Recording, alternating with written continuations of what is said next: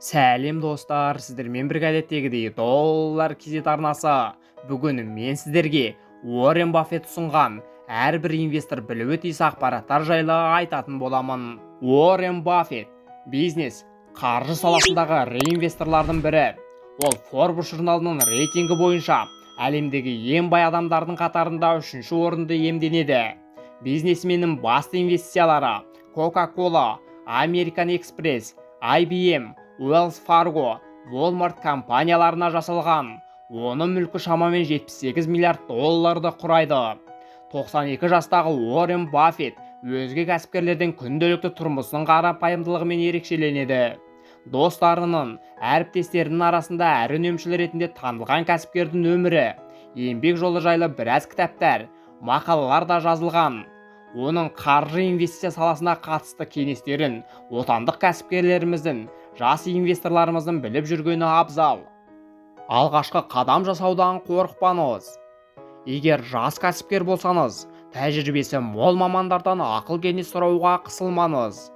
Бойыңыздағы батылсыздық пен үрейді жеңіп, әлемнің үздік бизнесмені немесе инвесторларының бірі болуға ұмтылыңыз. Алғашқы кезде ірі активтеріңіз болмаса да, өз ісіңізді жарты жолда тастамаңыз. Уақыт өте келе капиталыңыз көбейгенде, армандаған жобаларыңызды жүзеге асырасыз. Сәтсіздікке ұшырадым деп кәсібіңізді аяқсыз қалдыру бұрыс шешім. Бизнесте сәтсіздік қалыпты құбылыстардың бірі. Сәтсіздік пен қателіктеріңізді тағы бір белесті бағындыруға берілген мүмкіндіктер ретінде қабылдаңыз. Уоррен Баффет 1962 жылғы Berkshire Hathaway тоқыма компаниясының сатып алған сәтсіз акцияларын еске алып, оны өмірдегі 200 миллиардтық қателік деп атаған. Дегенмен кәсібін дер кезінде өркендеткен инвестордың акциялары бүгінде әлем бойынша ең құнды акциялардың бірі саналады. Уоррен Баффет сұхбаттарының басым көпшілігінде кәсіпке көңіл бөлместен бұрын адам өз-өзін рухани және физикалық түрде ретке келтіру керектігін бірнеше рет ескерген. Адамның табысқа кенеліп, мақсатына жету үшін өзін тиімділігін арттыруға міндетті. Сондай-ақ кәсіпкер болғандықтан қаржылық сауаттылықтарыңыз жоғары болуы керек. Бухгалтерия бизнестің кілті. Қаржылық есеп-қисапты түсініп, үйренгеніңіз абзал. Акцияларыңызды ұтымды пайдаланып үйреніңіз. Уоррен Баффет кітаптарында акцияларды дұрыс пайдаланудың тәсілдерін көрсетті. Оның пікірінше, үздік инвестициялардың құпиясы акцияларды дер кезінде сатып алып, оларды ақылмен ұтымды пайдалана білуде. Акция қолдану мерзімі шексіз бағалы қағаздар. Оны тиімді пайдаланудың өзі шеберлікті талап етеді. Соңғы 35 жылдың ішінде Уоррен Баффет компанияларындағы акция құнының бастапқы сомасы $100,000 200%-ға көтерген.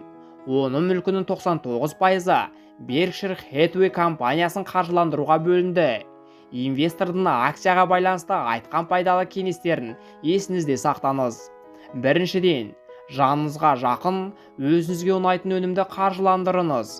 Кәсіпкер кезінде Gillette компаниясының ұстараларын жақсы көрген соң оны 9%-ға акцияларын сатып алып, компанияның да өзінің де мүлкін жақсартты.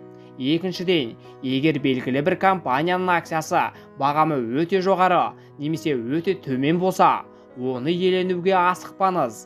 Мысалы, компания директорлары белгілі бір акцияларды сатып алар кезде, оның бағамына қарағанда құндылығына мән береді. Сіздің акцияңыз компания жұмысын тоқтатқан күннің өзінде 10-15 жылдай мерзімді өзіңізге қаржыландырып тұруы тиіс. Жұмыс тәжірибесі мол компаниялармен серіктес орнатыңыз.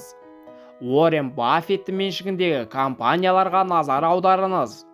Ең жас холдингтің өзі 1962 жылы құрылғандығын байқайсыз.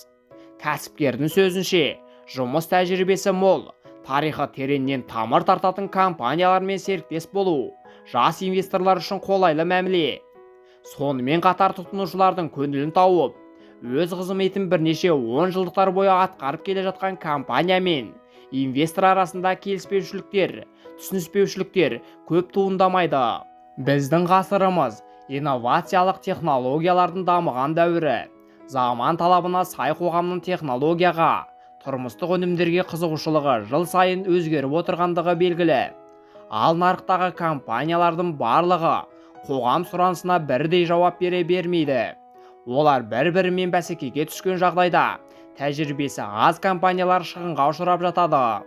Компания өнімдерінің сапалығына көңіл бөліңіз. Достар, осымен видеомыз өз мәресіне жетті.